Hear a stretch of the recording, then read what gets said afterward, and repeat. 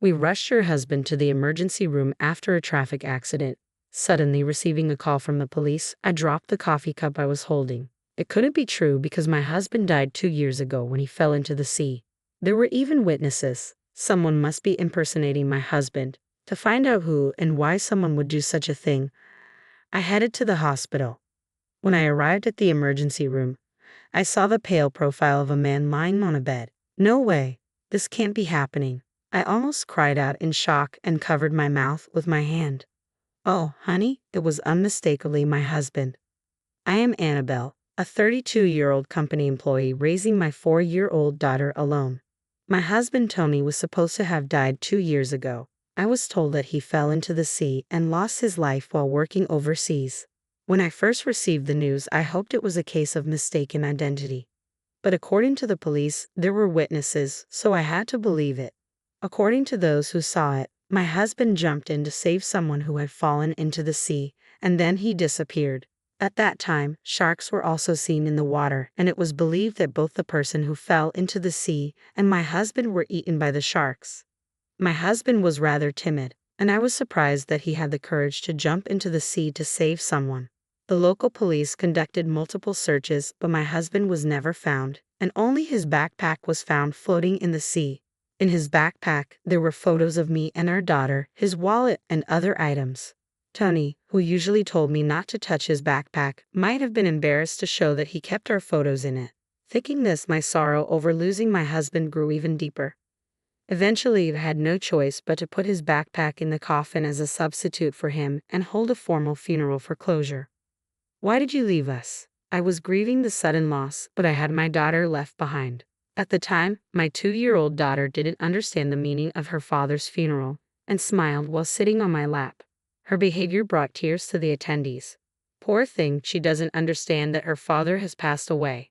The venue was filled with whispers and sobbing.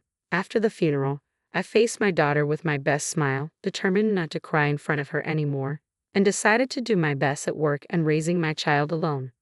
2 years passed. I got used to living without my husband, rushing every morning to get dressed and eat, and it became a routine to greet the smiling photo of my husband with, "Daddy, we're off." I took my daughter to daycare and headed to my office. My parents often told me to come back home, but I wanted to keep the promise I made to my husband before he went overseas. I'll raise our daughter well, even on my own. Since my husband's body was never found, he was legally considered missing, so I couldn't receive a survivor's pension, making it financially difficult on my own. But I worked hard for my daughter's sake. Despite being only 4, my daughter helped me with folding laundry and putting away dishes, showing her consideration for me. Living with my kind and honest daughter was poor but very happy. Then one day, I received a sudden call from the police. We rushed your husband to the emergency room after a traffic accident. Ha! My husband died 2 years ago. What? The shock was so great that I dropped and broke the coffee cup I was holding. What is going on? Confused, I thought someone must be impersonating my husband. To find out who and why someone would do such a thing, I visited the hospital's emergency room where I saw the pale profile of a man lying on a bed. No way. This can't be happening. I almost cried out in shock and covered my mouth with my hand. Oh, honey, it was unmistakably my husband. How can Tony, who was supposed to be dead, be here in America, alive? Even though I wanted to ask, he lay there unconscious. According to the police, my husband was riding a bicycle when he was hit from behind by a car. A nurse handed me his backpack as I stood there in shock. The backpack was very similar to the one I had placed in his coffin at the funeral. When I looked inside, there was a cell phone, and the home phone number in the address book was ours, which is why the police contacted me. When I opened the cell phone, I saw frequent messages exchanged with an unfamiliar woman. This woman might know about these past 2 years. I decided to call the number. "I'm sorry to bother you, but do you know someone named Tony Garner?" "Who? I don't know anyone by that name. Why are you calling from this number?" When I explained that I was using the cell phone of a man who had been in a bicycle accident and carried a red and black backpack, the person on the other end of the line became quite agitated. "What? This phone number belongs to my husband. He always carries a red and black backpack. But my husband's name is Andrew Diaz. Had he been living under a false name for the past 2 years? Moreover, the woman called him her husband. What is going on?" I was increasingly confused. If he was alive, why hadn't he come back to me? Why was he with another woman? The more I thought about it, the less I understood. The woman said she would come to the hospital immediately. 30 minutes later, she arrived and clung to my husband's bedside, crying out, "Andrew, Andrew, hang in there." I watched in a daze. Her voice was so loud that a nurse came in and explained that he had undergone surgery for a complicated leg fracture and was still under anesthesia, so he wouldn't wake up for a while. "I'm so glad you're safe," the woman said, relieved, wiping her tears. Then she looked at me suspiciously. "By the way, who are you? Are you a friend of his?" I took a deep breath and looked back at her. "Sorry, but that man is my husband." "What? Don't joke about such things." "I wish it were a joke." She stood up and approached me aggressively. "We have a child together. How can you say such terrible things when he's unconscious? Get out." She grabbed my shoulders and tried to push me out of the room. From her earnest expression, I felt she knew nothing either. "I'm shocked too, so please calm down and listen to me." When I showed her a photo of our family taken 2 years ago, she was shocked and agitated, but she eventually calmed down and told me her story.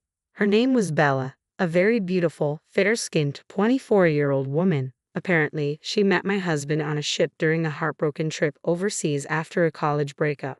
She was comforted by him and became attracted to him, and he confessed that he fell in love with her at first sight, but he never mentioned being married.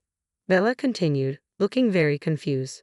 "My husband told her that no matter how much he worked, all his earnings were taken by his parents, so he fled overseas to avoid being found by them. He moved into Bella's apartment when they returned to America. He said once he paid off the debts his parents saddled him with, he would marry her officially, so they didn't register their marriage but intended to eventually. She had been completely deceived by Tony. Thinking back, I remembered my husband's deceitful and irresponsible side. During these 2 years, thinking he was dead, only the good memories came back to me due to my sense of loss. But my husband was originally irresponsible, and he had cheated and lied to me before we got married." I shared my story from 2 years ago with Bella, who seemed equally bewildered. What on earth was he thinking? We looked at each other. I suddenly remembered and took out the notebook I had seen in his backpack. When I opened it, there was something unbelievable written inside. In the meeting room rather than my husband's hospital room, the nurse came to inform us, "Your husband has woken up." When we returned to the hospital room, my husband was groaning in pain from his leg. "Honey, I'm so glad you're okay. You were in a traffic accident." "Bella, you came. I remember now. I was on my bike, and suddenly I was airborne." Upon waking up to see his young wife nearby, my husband seemed relieved. Bella, quite the actress, played the role of the caring wife well. "Have you been by my side the whole time?" "Of course, it's for my dear husband." "Thank you. I'm glad you're here." The husband who had abandoned me and our daughter for 2 years was flirting with a younger woman right in front of me. I felt a seething rage and approached to speak up. "Oh, I've been here too." My husband widened his eyes in shock, looking as if he'd seen a ghost. For a moment, we stared at each other as if time had stopped. "Annabelle, why are you here?" "The police contacted me. You left our home number registered in your cell phone." My husband's voice cracked completely, revealing his panic. I calmly spoke to him. "So you've become Andrew Diaz," I said, my voice steady despite the turmoil inside me. My husband stammered, unable to form words, his face turning pale. Bella also spoke to him coldly. "You lied about being single and escaping from your parents. How could you deceive me like this?" "No, that wasn't my intention. I fell in love with you at first sight and just wanted to be with you." My husband tried to make excuses, unaware that the more he spoke, the more his lies were exposed. "That's strange," I interjected, holding up the diary. "What you wrote in your diary contradicts what you're saying." "What? You read it?" My husband tried to snatch the diary from my hand, but in his condition, he couldn't get it back. I decided to read from it. Work abroad wasn't going well, and I wanted to escape. When I met Bella, she seemed to be on a heartbreak trip, and she was easily deceived by my kind words.